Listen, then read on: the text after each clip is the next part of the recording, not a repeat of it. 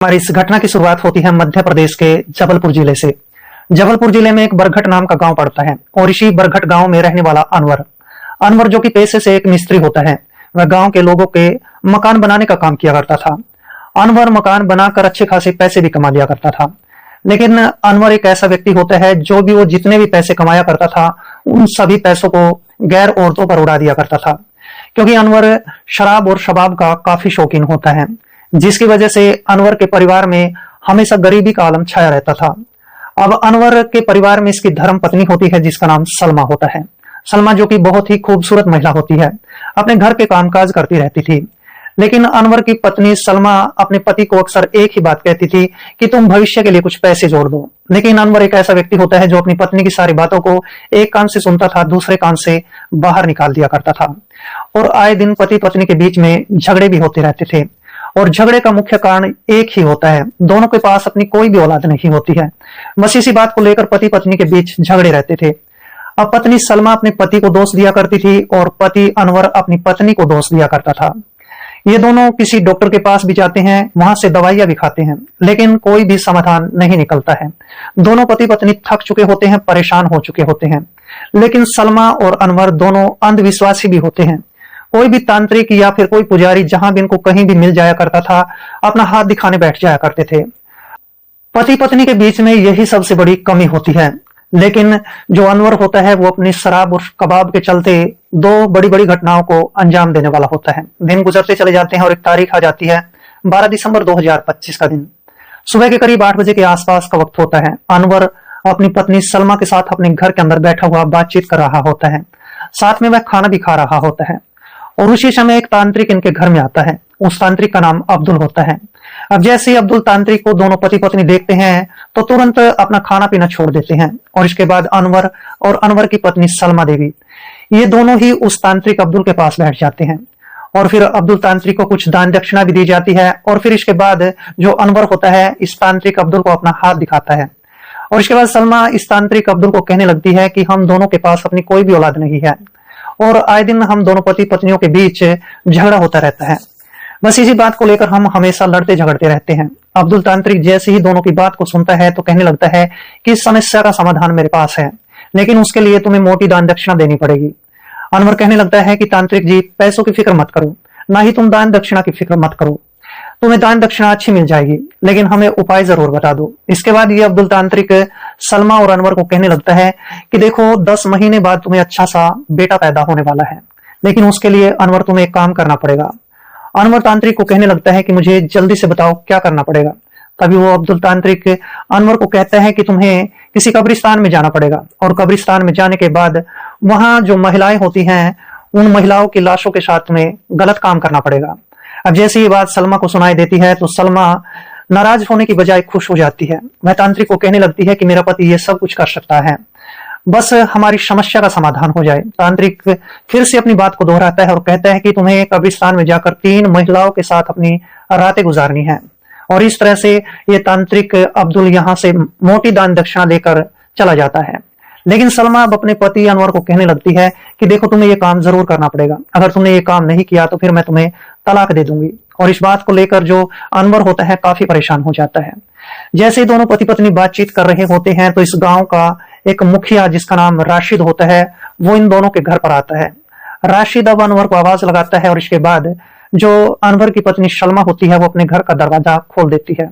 और जैसे ही राशिद पर उसकी नजर पड़ती है तो फिर इसके बाद राशिद इस सलमा को कहने लगता है कि मुझे तुम्हारे पति से बातचीत करनी है। और इसके बाद राशिद इस अनवर के पास आता है। अनवर को कहने लगता है कि देखो मैं आज अपने गांव के कब्रिस्तान में गया था, वहां पर कुत्तों ने काफी गंदगी फैला रखी है, चारों तरफ गंदगी फैली हुई है और मैं उस गंदगी को साफ करवाना चाहता हूं। मैंने वहां की सफाई तो करवा दी है, लेकिन अनवर तुम्हें उस कब्रिस्तान के 4 दीवारी बनानी है। अनवर जैसे ही काम की बात को सुनता है तो बड़ा खुश हो जाता है, क्योंकि अनवर कब्रिस्तान के अंदर 2 बड़ी बड़ी घटनाओं को अंजाम देने वाला होता है। अब जैसे कब्रिस्तान की 4 दीवारी की बात कही जाती है तो अनवर वहां पर खुश हो जाता है। अनवर अब राशिद को कहने लगता है कि मैं कल सुबह से ही वहां पर काम करना शुरू कर दूंगा। और ये 2-4 बातें समझाने के बाद राशिद इसके घर से निकलकर अपने घर चला जाता है। लेकिन अब अनवर सोचने लगता है कि वहां पर काम करने के लिए मुझे मजदूर की भी जरूरत पड़ेगी। और इस तरह से अनवर अब अपने घर से बाहर निकलता है, किसी मजदूर की तलाश करने लग जाता है। तभी अनवर को ख्याल आता है कि हमारे गांव में एक अच्छा सा मजदूर भी है जिसका नाम रहमान है, क्यों ना मैं उसके घर पर चला जाऊं। और इसके बाद जो अनवर होता है वो रहमान के घर की तरफ चल पड़ता है। थोड़ी देर के बाद अनवर रहमान के घर के दरवाजे पर पहुंच जाता है और फिर रहमान के दरवाजे पर दस्तक देने लग जाता है। इसके बाद रहमान की जो पत्नी आयशा होती है वो अपने घर का दरवाजा खोल देती है, और जैसे ही आयशा घर का दरवाजा खोलती है तो फिर अनवर की नजरें रहमान की पत्नी आयशा पर पड़ती है। आयशा देखने में काफी खूबसूरत महिला होती है, और अनवर की नजरें जैसे ही आयशा देवी पर पड़ती है तो इसके बाद अनवर की नीयत इस महिला की खूबसूरती पर खराब हो जाती है। अनवर सोचने लगता है कि काफी खूबसूरत महिला है, क्यों ना इसका आज फायदा उठा लेना चाहिए। लेकिन उसी समय रहमान की पत्नी आयशा पूछने लगती है कि तुम्हें किससे बातचीत करनी है।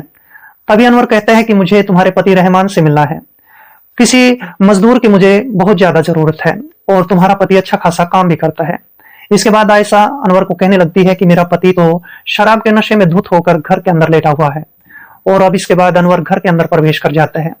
अनवर जैसे घर के अंदर जाता है तो देखता है कि आयशा का पति रहमान शराब के नशे में धुत होकर चारपाई पर लेटा हुआ था। अब अनवर इस बात को सोचने लग जाता है कि इसका पति रहमान तो शराब के नशे में धुत पड़ा है, क्यों ना इस बात का फायदा उठा लिया जाए। लेकिन उसी समय आयशा अब अनवर को कहने लगती है कि मुझे 1000 रुपयों की सख्त जरूरत है, क्योंकि मेरा पति शराबी है, वह मुझे पैसे ही नहीं देता है। अनवर अपने मन में सोचने लगता है कि महिला ने मुझसे जब पैसे उधार मांग लिए हैं तो क्यों ना अपने मन की बात सामने रख दी जाए। अनवर कहने लगता है कि पैसे तो मैं तुम्हें दे सकता हूं, लेकिन इसकी कीमत तुम्हें चुकानी पड़ेगी। अब जैसे ये बात कही जाती है तो फिर आयशा इसकी सारी बातों का इशारा समझ चुकी होती है।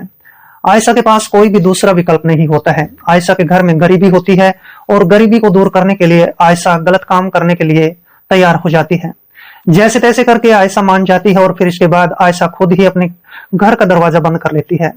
और फिर इसके बाद अनवर का हाथ पकड़कर वह अपने कमरे के अंदर ले जाती है, और फिर इसके बाद ये दोनों ही अपने गलत रिश्ते कायम करने लग जाते हैं, और दोनों ही अपनी ही रजामंदी से इस गलत काम को तब तक करते हैं जब तक दोनों के मन को खुशी नहीं मिल जाती है, दोनों के मन को शांति नहीं मिल जाती है। और जैसे इनका ये सब काम खत्म हो जाता है तो इसके बाद अनवर इस महिला आयशा को 1000 रुपए देता है, और कहने लगता है कि मैं तुम्हारे घर पर अब तो आता जाता रहूंगा। लेकिन जाने से पहले अनवर आयशा को कहने लगता है कि जैसे तुम्हारे पति की आंख खुल जाएगी तो इसको मेरे घर पर भेज देना। और इस तरह से ये सब काम खत्म करके अनवर इसके घर से बाहर निकल जाता है, अपने घर पर आ जाता है। और जैसे शाम के 7 बजे के आसपास का वक्त होता है तो फिर रहमान की आंखें खुल जाती हैं। रहमान की जैसी आंख खुलती है तो उसकी पत्नी आयशा रहमान को कहने लगती है कि तुम्हें अनवर ने अपने घर पर बुलाया है, कोई जरूरी काम होगा। जब तुम सोए हुए थे तो वो हमारे घर पर आया था। रहमान तुरंत चारपाई से खड़ा होता है, और इसके बाद वह तुरंत अनवर के पास आता है।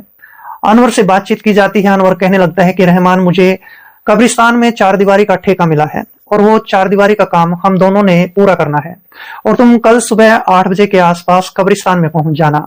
रहमान खुश हो जाता है, क्योंकि रहमान को काम की जरूरत होती है। और इसके बाद रहमान अपने घर पर चला जाता है। आज की पूरी रात गुजर जाती है, अगला दिन हो जाता है 13 दिसंबर 2025 सुबह के करीब 8 बजे के आसपास। अब अनवर रहमान के घर की तरफ फिर से जाता है, और फिर इसके बाद वह जैसे घर पर पहुंचता है तो फिर घर के दरवाजे पर दस्तक देता है, और इसके बाद रहमान की पत्नी आयशा अपने घर का दरवाजा खोलती है। वह देखती है कि अनवर उसके सामने खड़ा होता है। अनवर को देखकर वो महिला भी खुश हो जाती है, क्योंकि आयशा को अनवर पैसे देने लग जाता है।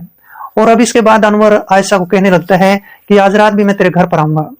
आयशा कहने लगती है कि मेरा पति मेरे घर पर रहता है, लेकिन अनवर आयशा को कहने लगता है कि उसका इंतजाम मैं खुद कर लूंगा, लेकिन आज रात तेरे घर पर जरूर आने वाला हूं। और इसके बाद अनवर आयशा को पूछने लगता है कि रहमान कहाँ गया है। तभी आयशा कहने लगती है कि रहमान तो कब्रिस्तान की तरफ चला गया है। और अब इसके बाद अनवर जो है कब्रिस्तान की तरफ चल पड़ता है, जहां पर रहमान और गांव का सरपंच राशिद इसके आने का इंतजार कर रहे होते हैं। और इसके बाद जैसे ही अनवर का कब्रिस्तान में पहुंचता है तो इसके बाद राशिद अनवर को कहने लगता है कि तुम्हें इस कब्रिस्तान की 4 दीवारी बनानी है। जैसे ही राशिद इसको सारा कामकाज बता देता है तो फिर इसके बाद जो अनवर और रहमान होते हैं ये दोनों उस काम को करने में व्यस्त हो जाते हैं। आज का पूरा दिन ये वहीं पर कामकाज करते रह जाते हैं। लेकिन जैसे ही शाम के 4 बजे के आसपास का वक्त होता है तो इस गांव के अंदर एक महिला की मौत हो जाती है। उस महिला का नाम फातिमा होता है, और फातिमा लंबी बीमारी के कारण उसको जो है उसकी मौत हो गई थी। फातिमा की उम्र 40 साल की थी। और अब इसके बाद गांव के लोग उस महिला को दफनाने के लिए कब्रिस्तान की तरफ आते हैं। और जैसे ही अनवर की नजरें गांव के लोगों पर पड़ती है तो अनवर दुखी होने की बजाय खुश हो जाता है, क्योंकि अनवर का काम पूरा होने वाला था।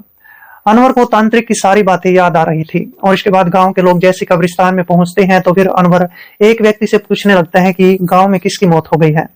तभी वो व्यक्ति अनवर को कहने लगता है कि गांव की एक महिला है जिसकी उम्र 40 साल की थी और उसका नाम फातिमा था। उसकी लंबी बीमारी के कारण मौत हो गई है। और अब इस गांव के लोग उस महिला की लाश को इस कब्रिस्तान में दफन करने लग जाते हैं। जैसे गांव वालों का ये काम खत्म हो जाता है तो गांव वाले फातिमा की लाश को दफनाने के बाद गांव के अंदर वापस आ जाते हैं। और फिर इसके बाद जो अनवर का काम होता है वो शुरू हो जाता है। अनवर अपने दोस्त रहमान को कहने लग जाता है कि रहमान, तुझे आज मेरा एक काम करना है। रहमान पूछने लगता है कि ऐसा कौन सा काम है। तभी अनवर रहमान को कहता है कि आज की जो रात है तुझे मेरे साथ गुजारनी पड़ेगी, और वो भी कब्रिस्तान के अंदर। रहमान पहले तो मना कर देता है, लेकिन अनवर रहमान को कहता है कि अगर तू आज की रात का थोड़ा सा समय मेरे साथ यहाँ पर कब्रिस्तान में लगाएगा तो मैं तुझे 2000 रुपये दूंगा। रहमान लालच में आ जाता है और लालच का वशीभूत होकर रहमान मान जाता है। और इसके बाद रात हो जाती है। रात के करीब 8 बजे के आसपास जो अनवर होता है रहमान को कुछ पैसे देता है और कहता है कि शराब के ठेके से कुछ 2 बोतल शराब की लेकर आओ। और इसके बाद रहमान शराब के ठेके पर जाता है, वहां से कुछ शराब खरीदता है। शराब खरीदने के बाद वह वापस कब्रिस्तान में आता है। और फिर इसके बाद जो अनवर और रहमान होते हैं ये दोनों बैठकर वहां पर शराब पीने लग जाते हैं। करीब 1 घंटे का वक्त गुजर जाता है। दोनों को गहरा नशा हो चुका होता है और नशे की हालत में अब अनवर रहमान को कहने लगता है कि आज गांव के लोग कब्रिस्तान में आए थे और इस महिला को यहाँ पर दफन करके गए हैं।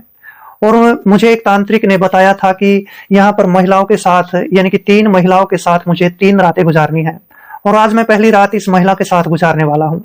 रहमान डर जाता है, लेकिन जैसे अनवर उसको 2000 रुपये देता है तो रहमान वहीं पर बैठ जाता है। और फिर इसके बाद अनवर उस महिला की लाश को कब्र से बाहर निकालने लग जाता है। और जैसे ही महिला की लाश को कब्र से बाहर निकाल लिया जाता है तो फिर अनवर इस महिला की लाश के साथ गलत काम करने लग जाता है।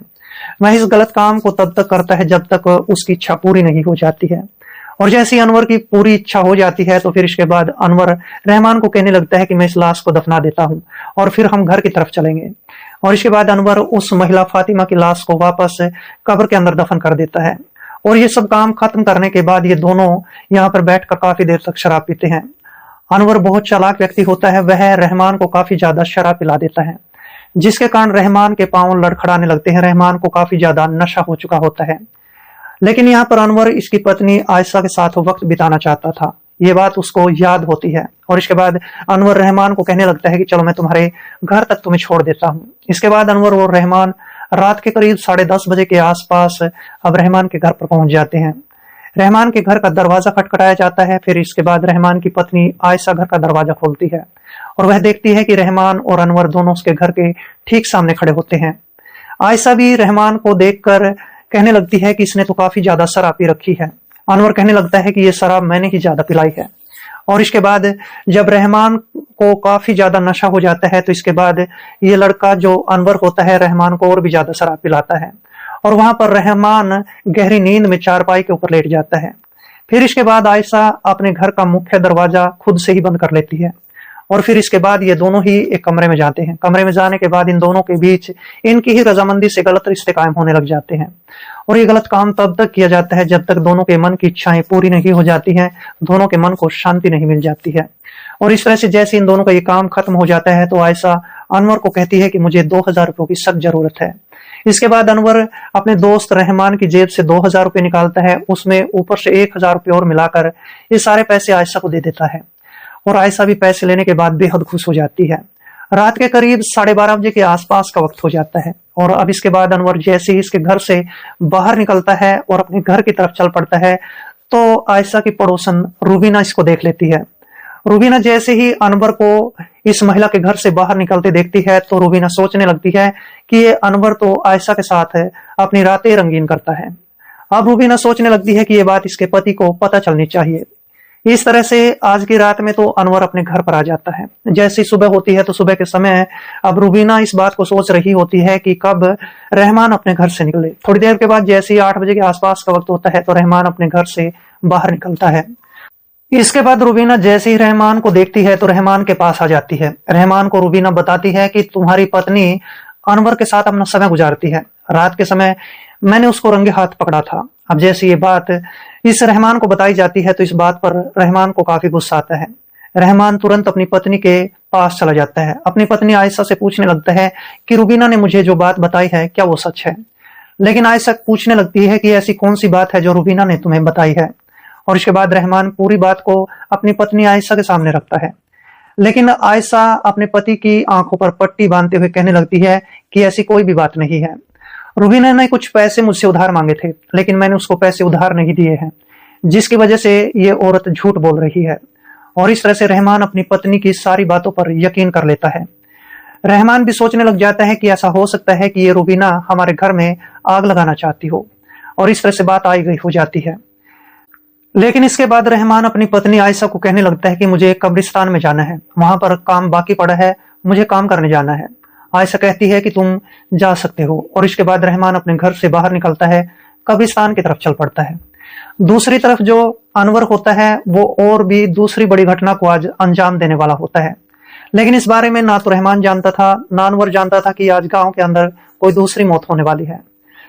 जैसे ही सुबह के करीब 11 बजे के आसपास का वक्त होता है तो अनवर और रहमान दोनों कब्रिस्तान के अंदर कामकाज कर रहे होते हैं।